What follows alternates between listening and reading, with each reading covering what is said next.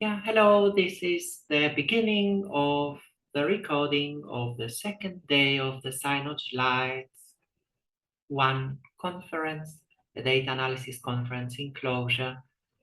Here we are, a few people are already here, and we will begin with the first talk in a moment. And we already have two of the speakers here in the call, Siyoung and Svetomir. Maybe you wish to say hello if you wish. And also we have Owen, who gave a talk yesterday, and a few more friends who are gradually joining.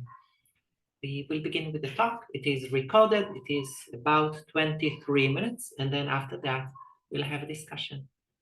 Hello, I'm Siyoung, and today I'm going to talk about my preliminary steps in implementing computational fluid dynamics in Clojure. Fluid dynamics is a infamously complicated and challenging field of physics. So don't worry if you're unfamiliar with some of the concepts, and I'll try to give a brief explanation of key ideas as we go. I'm by no means an expert in the field either, and I'm still reacquainting myself with concepts I haven't thought about since I was a university student. With that, I'll briefly introduce myself. I'm Siyoung, and I've been working as a Clojure dev for some years now. And I like to call myself a functional fidgeter because I like to fidget with many hobbies of mine. And I get even more enjoyment when I can make something functional, like with knitting, for example. And of course, coding with functional programming language like Clojure. Hobbies aside, during my undergrad studies in astrophysics, I was a research student for the last 2 years, running simulation of binary star collisions.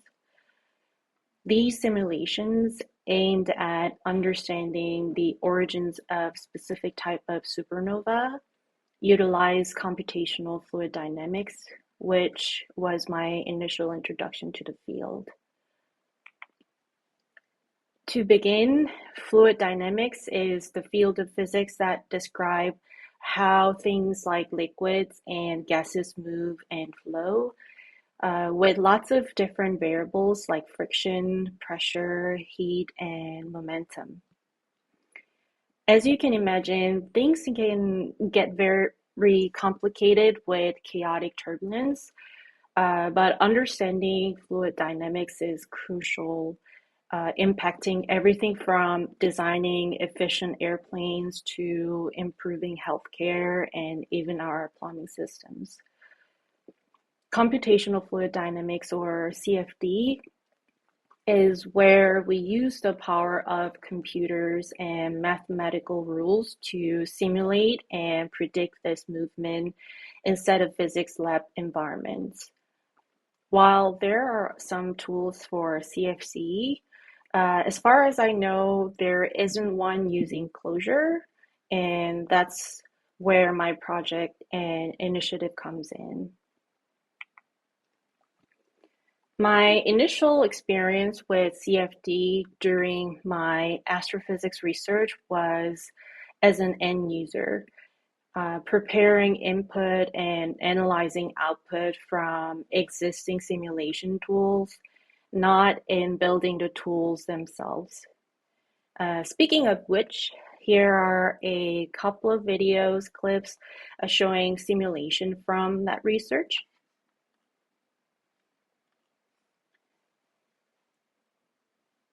As I mentioned earlier, our team was investigating the origins of specific types of supernova, focusing on whether the collision of a dying binary star system could provide the necessary condition. At the time, two main theories were under active investigation, and the simulation you're seeing here explores one of those scenarios. The orbital decay and eventual violent collision of two dying stars Our analysis of the simulation output aim to determine if the resulting conditions, things like temperature, density, and pressure, reach the critical thresholds needed to trigger a powerful supernova explosion. These simulations require extensive fine-tuning, involving adjustment to the masses of each other and their initial orbital separation. Each run was computationally intensive, often taking many hours and sometimes even a full day to complete. And of course, analyzing these massive sizes of data points weren't possible without plotting results like this. Otherwise, we would have had to stare at hundreds of thousands of numbers for each time step. I think visualizing data with different kinds of plots is very crucial in data science. Because it becomes a translation tool to make the data to be more human friendly. Okay, so back to our main subject, implementing CFD in Clojure. Recognizing that my formal CFD knowledge is rather shallow and somewhat dated after more than 10 years since graduation, I needed to find a way to refresh and start. And I found Professor Lorena Barba's CFD Python materials to be an excellent resource for relearning. Developed at Boston University to teach foundation CFD with Python examples. It's broken down to 12 steps of learning materials in order for students not to get too intimidated by the big equations that describe fluid dynamics mathematically. And it's working for me as well so far. It's now serving as both a learning guide and the basics for my current project, which is implementing CFD in Clojure, and a process that is still underway.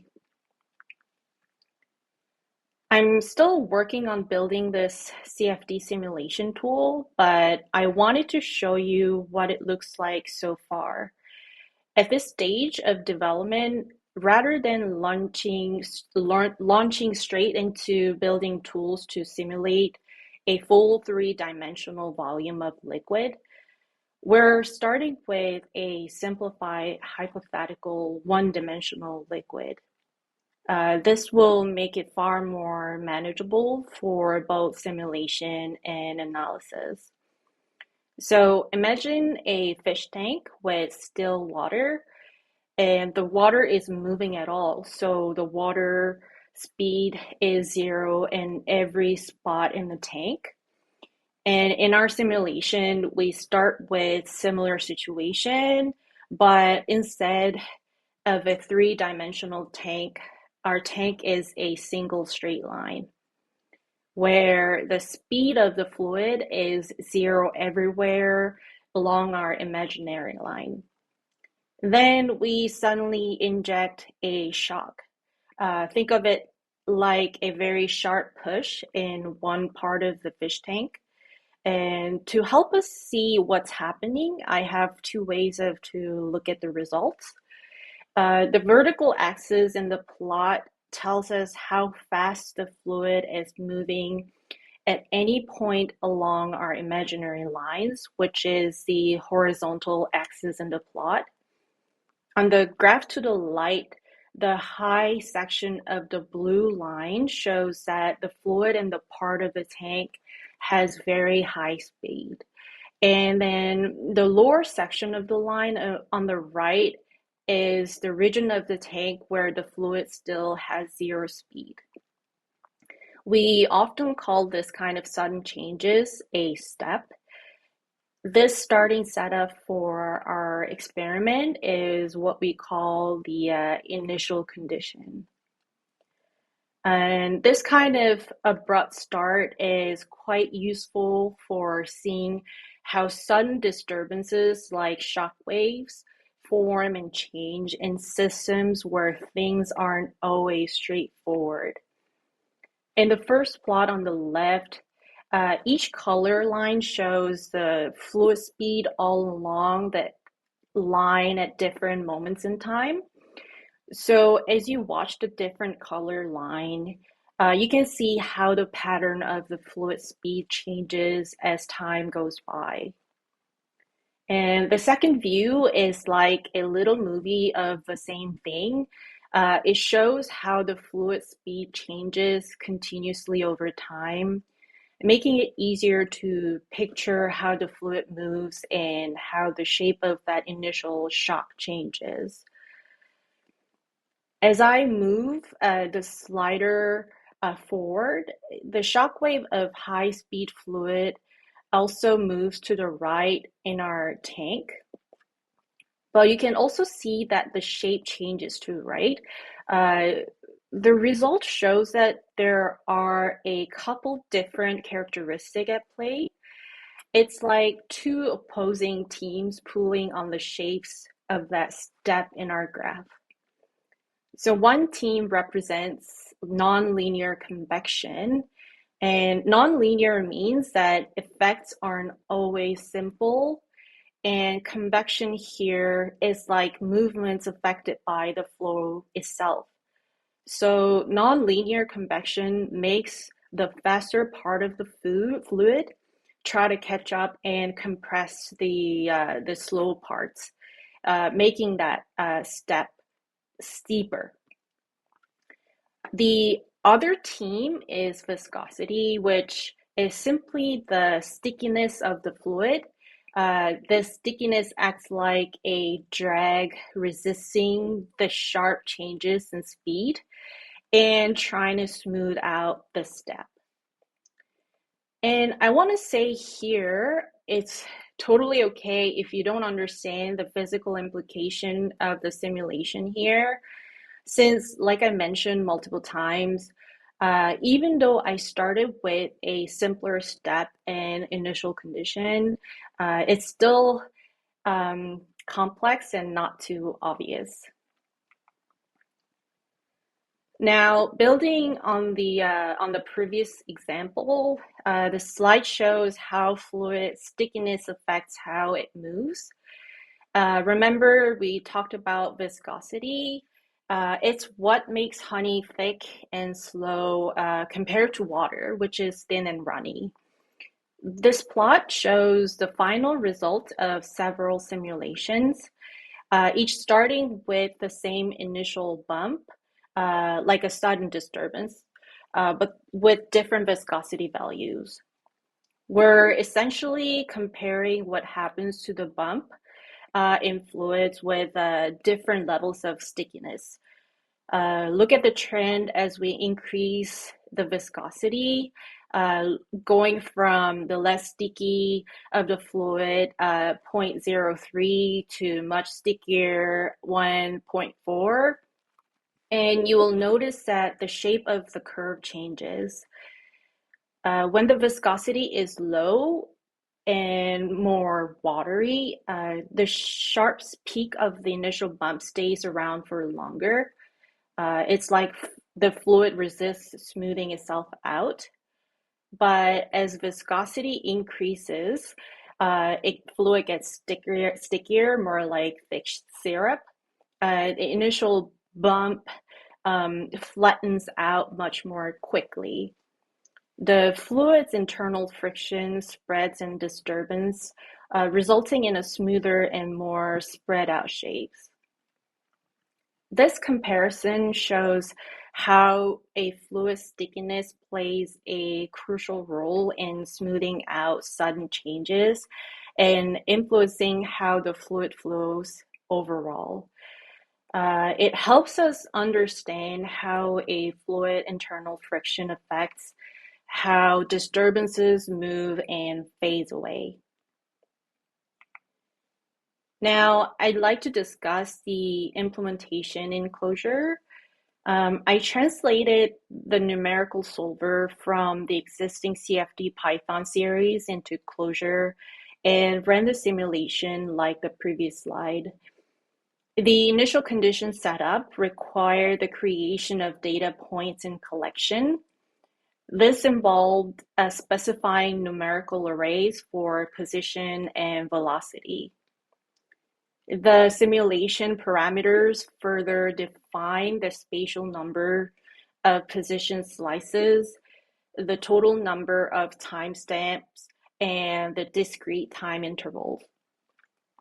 While the initial conditions for the simulation I showed you earlier don't highlight a significant benchmark for differences, in order to consider potentially running larger simulations later on, I chose to implement numerical recording with Java primitive array, like the code example you see in the slide. This decision provided me with mutable, non-persistent data structure. While this deviates from idiomatic Clojure, it offers substantial performance benefit for numerical simulation. The key benefit of this approach is its scalability. When dealing with simulation involving hundreds of thousands or millions of spatial points, using primitive arrays significantly reduces memory usage and accelerates execution. It also avoids the overhead of Clojure's persistent data structure, which aren't optimized for frequent numerical updates. However, this approach comes with trade-offs. By opting for mutability, I lose out on the guarantees of immutability and structural sharing in Clojure, which makes the code less safe and more error-prone. And debugging becomes more manual, and reasoning about state transition is harder without pure functions. That said, for scientific computing tests like this one, the trade-offs can be justified depending on the problem size and performance constraints. However, I do want to take time in the future to revisit and address it more Clojure way for sure. This slide illustrates the translation of the numerical schemes from Python, as found in the CFD Python materials, to Clojure through side-by-side code comparison. While the example shown here has been simplified for clarity, the actual Clojure implementation employs a more generalized simulation function. This function utilizes a mode parameter to support the integration of various governing physical equations, enhancing its reusability across different simulation scenarios. Please note that the equation presented in this simplified examples is illustrative and not the specific equation used for the primary simulations discussed earlier.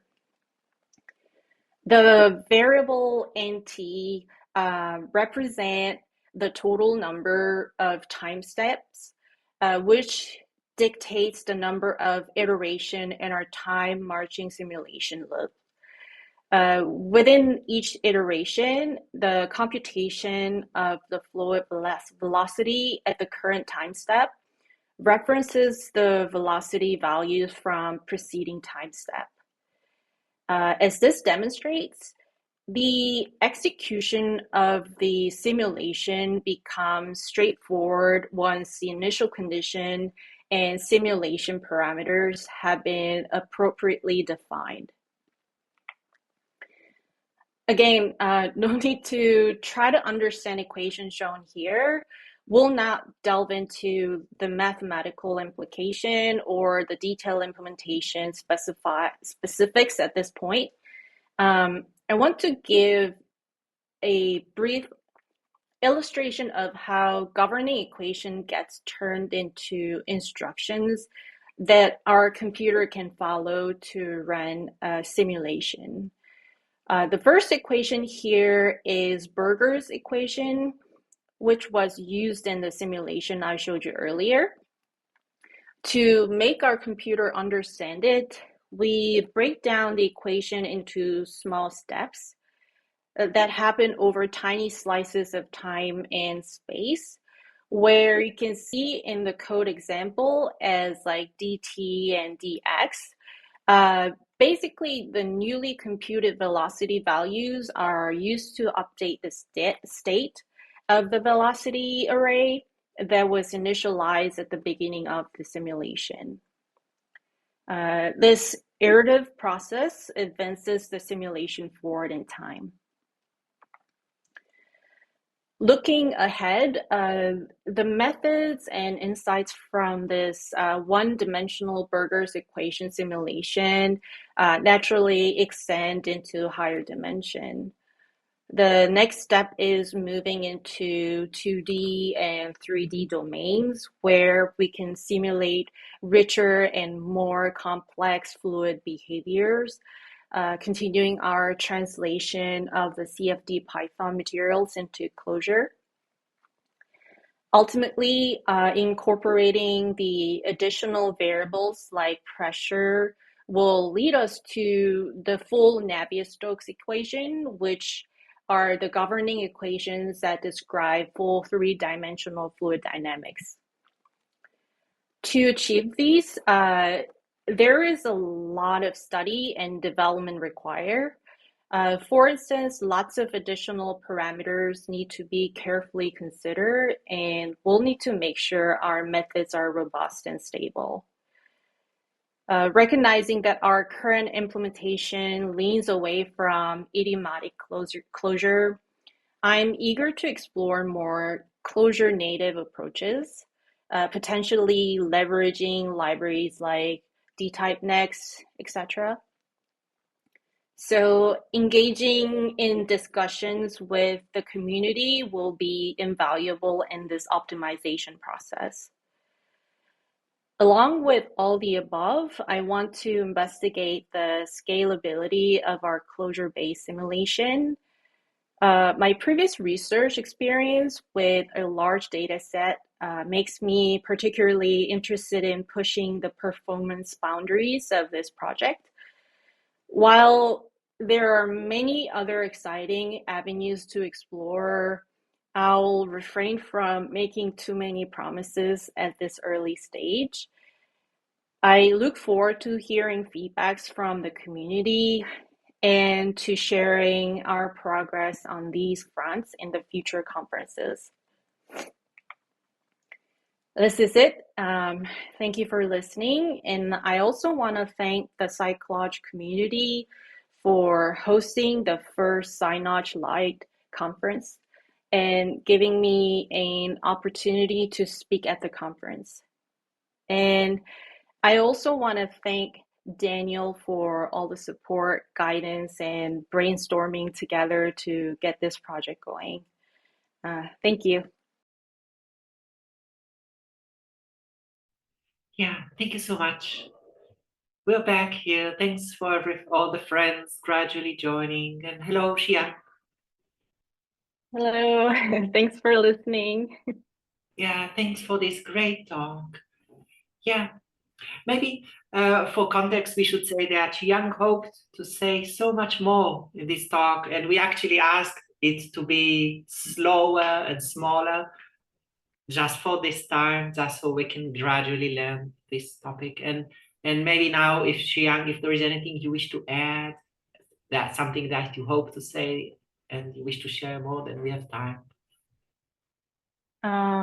Yeah, first of all, thanks, Daniel, to help me to scope it down from the original version. And I totally agree with your feedbacks about this is just a start. I don't need to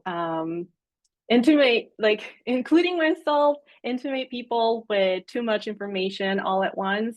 And I still, hoping to have more people involved to continue to this project. I still have a far way to go to build up and then say this is like the legit computational fluid dynamics tool. So yeah, but like I definitely would like to get more insights both in the Clojure implementation subjects, but also I'm still learning a lot and also refreshing my memories from my past research. And this CFD wasn't my primary research. It was just a tool. So if anyone else after this talk and future discussion have more expertise, I'd love to learn and talk about it more.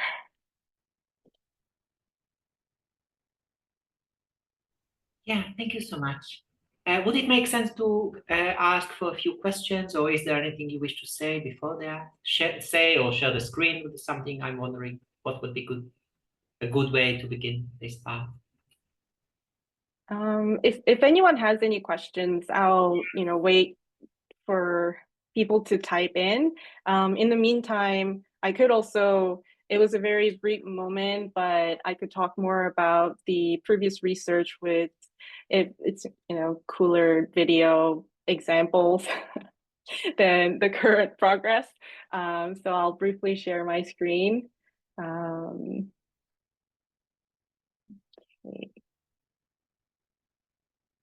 you see my screen now? Yeah. So my current project based on so in terms of CFD, I should give you a brief uh, you know explanation. So there are two main concepts. So one is grid base or mesh base, and the other is particle base. And the current project follows the mesh base, which is, we slice into smaller pieces and have the physical properties inside of that grid. So it's very static. But my previous research was more like particle based. So tracking the individual particles represent like moving subject, and it contains all these kind of physical properties like um, mass, density, pressure, temperature, all of those. And because the position also changes over time and interact and have more complexity with interacting with other particles, it was very hard to find a way to express like and interpret and validate if our research was going to the right direction. But basically, the idea was that, to be precise, it's the two round shapes of objects represent the white dwarf. So it's one of kind of like dying stars. And actually, in real life, there are real like binary, so two white stars, rotating each other. And in certain physical condition, if they're rotating and gravitational and other physical impacts, they become closer and closer, and eventually certain conditions make them collide. And the research was, after they collide, what's the physical implication shows. And mainly it was the temperature and density and pressure to see if it's strong and explosive, like it's impactful enough to start a supernova explosion. And as you can see, the first video I try to show as the 3D way as much as possible.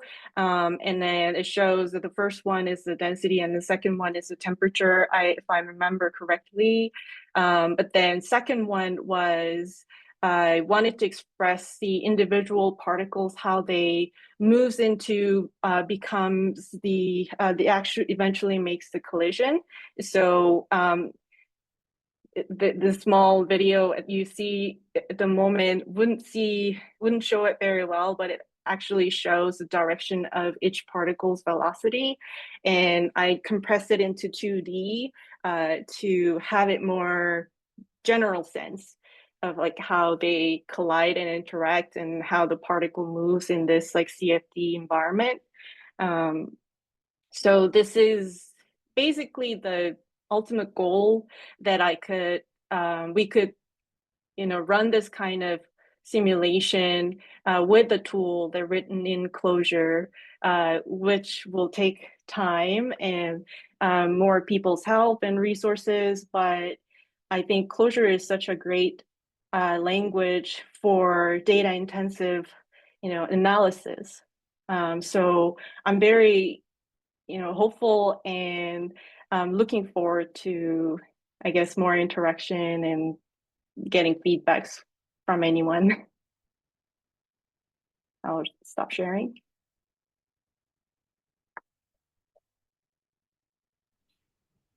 So much is happening in that animation. Yeah, it's really it took me a while to also like at the time, figure out like what kind of plot that we share as, as a result, and also will be clear to convey the message. And I think definitely plotting is very crucial part for data analysis, like thinking about what kind of cool plots can I make and make it better. Yeah. Yeah, I think this talk is probably like all data analysis talks in this conference is a beginning of implementing something new, a new field for Clojure or new algorithms and so on. And I think we're seeing that in all talks.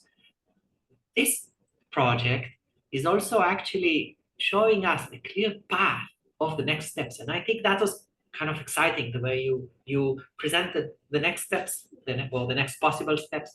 And maybe would it make sense to ask about Navier's talks a little bit more about why it might be the next step beyond the current Burger's equation you shared, or if you think that's something that can be explained in a short time? I'm wondering if that's a good thing to discuss briefly. Oh, yeah, of course. So Navier-Stokes, as I mentioned before, I'm no expert still, but it within equations, it try to explain all the physical implications for fluid dynamics, and not only the Burger's equation that I use for the current project doesn't actually include the whole physical properties that actually needs to support the real fluid dynamics. So Navier-Stokes tries to explain all that into an equations, and that's where CFD starts from and try to implement. Even though I'm no expert, I've read multiple papers and articles so far. There's also instability about this equations that needs to be very careful to how to use, like with the usage. So that part is where that's where I need to have more backgrounds of mathematics to understand then implement properly. So I don't know if this answers your question, Daniel, enough. Yeah, a little bit, Yeah. Yeah, and by the way, everybody, you're very much invited to use your voice or the Zulip chat to comment and ask questions. And yeah, maybe one other thing we can hope for at this time is maybe to look a little more into the data visualizations you've created. And I think there are a few variations of them, and maybe we could dive into them if you think we have time. Yeah, you mean the Clojure implementation Yeah, part? I think so. I think the one-dimensional case is also in a way a bit complicated. There is so much to see and wonder about it, right? Yeah, Right, and one thing that was kind of difficult to me to grasp has been, I mean, so far difficult is all the different variations of this one-dimensional equation and why they matter and what we might expect to happen with little differences, different variations of this equation, the different terms which might or might not be included and so on. Yeah. right. Um, so gonna open up another note, just in case if anyone would be interested in, I'll also prepare a post-talk notes a bit um, to describe a bit more in details with to just dive more into the Burger's equation in one-dimensional settings. So I have a different initial equation condition here, but it started with the velocity of, and I call this like a bump. So there is certain like low value of velocity overall on the flow, but then there is a big bump that initially I just injected manually, and then the Burger's equation combines between convection and diffusion. So to make the definition of convection a bit easier, it's the how heat or material moves through a fluid. So you can think of, I don't know if you're familiar with the traditional Korean heating system, but it's a floor heating system called ondol. And in a very cold winter, the heater, instead of like you heating through from the within the air, the heated source comes from the floor of your room, and heated air from the flow from the bottom rises up. Then cold air from the water, from the weather, comes down and create this like circular movement, like circulating movement. And this is basically what we call it convection. And when we talk about linearity or non-linearity, for a linear case, it's just it's just you can predict that the convection or circulating movement will be very predictable. So there is like a big bump that I give in the initial condition will just flow to the right, where that's the direction of the forces in this simulation setting. But then nonlinear case comes when the equation itself will involve in the previous value of the previous time steps velocity, which is hard to predict. So instead of it easily just it simply makes the move flow, it interrupts and make very like steep curve. Then this could be explained in the Burger's equation with the convection part. But then the Burger's equation also includes the diffusion physical implication, and also it involves the viscosity factor. And the diffusion is basically the spread out features of the fluid. So to find like the stability of condition within the environment. So as you can see, over time, the diffusion smoothing out this a bump, the sun shock that I was giving. And then as a result, combining these two, the Berger's equation will eventually shows that it's smoothing out, but then also steepening from convection as a result.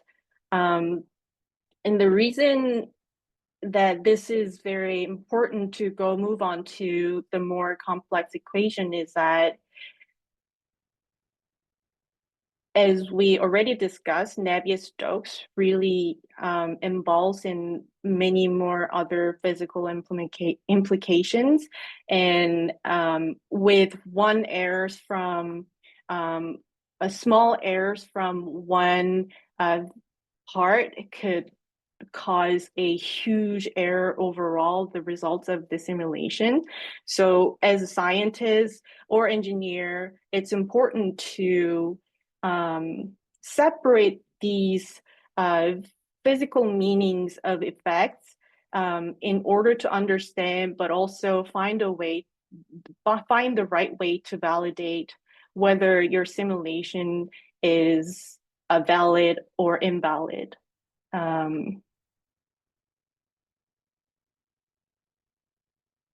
I don't know if anyone has any more questions. I think that is so helpful. Maybe I'll ask something.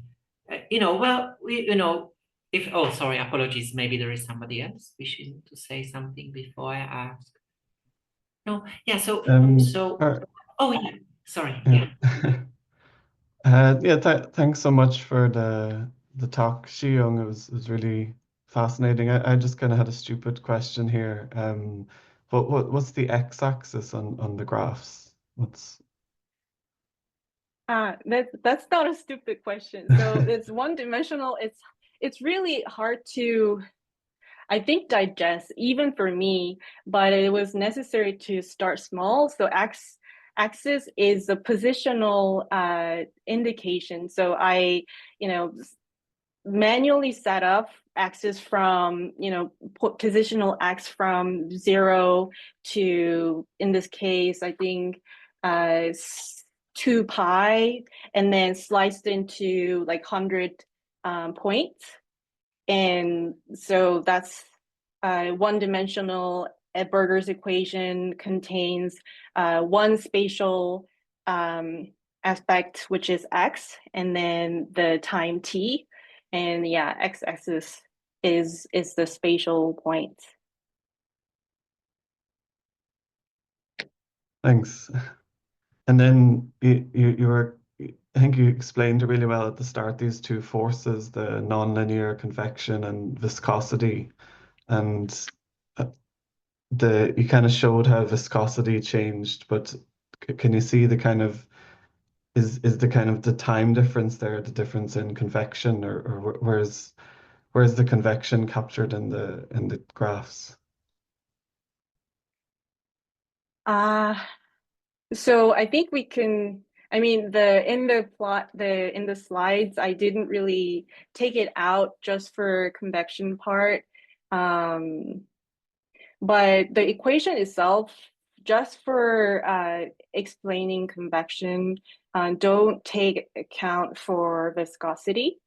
So in general, viscosity is applied, is impacting with the physical results of diffusion. So for this example, the diffusion evolution, with the timestamp of 500 that I set, if I increase the viscosity value, this will definitely smooth out way faster. And then pretty much like I anticipate the goes to flat line almost. But yeah, the convection doesn't take into account with the viscosity. Thanks. Thank you. Just as a tangent, I lived in Korea for a couple of years, and I did love the floor heating. That was one of the best parts of Korea. It's Oh, such a great. genius invention. I mean, so I moved to Korea about 2 years ago from Canada, and we brought our cat, and I could see our cat is the happiest ever in the winter with the floor heating system. So and also myself, like it's very useful when you have a sore muscle cramp somewhere. You just lay on the very heated floor and it heals you. It's like a very old, like traditional remedy. Like, oh, you have a sore muscle, like just lay on the floor and it will heal you. Like, it's good. I recommend. Maybe a question from my side, Siyoung. Another stupid question. I unfortunately missed the second part of the talk because I had some home chores to do. But you had started off explaining that you were in the you were simulating binary star orbits. Was that? Mhm. Yeah. Yeah, so You that was my ended, actually undergrad research like 15 years ago. yeah, then you ended up with fluid dynamics. Uh, I thought the first part is much more interesting, Yeah. astronomy, and I thought it's much more interesting than studying fluid dynamics. What influenced that change? I mean, Um, could you have continued with astrophysics? That would I have. mean, yeah. I think you have a good point. So I still, astrophysics is my a big, very big passion still. But I didn't go to grad school, nor continue this research. The CFD was just starting as a tool for the astrophysics research that I was part in. But last year, when I first reached out to Daniel, I wanted to find a way to participate, to build something or help out to build up the community. And I was giving Daniel my background and showing this like simulation videos and such. Um, and as much as I have a big interest in astrophysics, I also found building tools like this is very crucial in astrophysics research because a lot of things like, we can't really make a physical lab to build binary stars environment and collide somewhere within the earth. We can't anticipate any positive impact after that. So building this tool means to me, I feel that will be meaningful, not only just like looking at the fluid dynamics aspects, but also like uh, still involved in astrophysics. So I thought this would be a great start. Especially, and of course, like it's like with SciNoj and with Clojure, like I could write more Clojure code. That's that's like best like plus plus outcome. So it's the tooling that opens doors to investigate other Yeah, and of areas. course, like Yeah. yeah, and the CFD isn't just for, tools for astrophysics. In different um, fields of science, it's widely used, like aerodynamics or environmental engineering. This like Navier-Stokes equation is still I can't wrap around my head completely, but it's just opens up um, so much like potentials by Yeah. not only like improving the current ideas of certain things, but also um, predict or just like design something new. And I thought it was such a cool initiative But I realized like it's such a big work to be Yeah. made. Yeah. Yeah.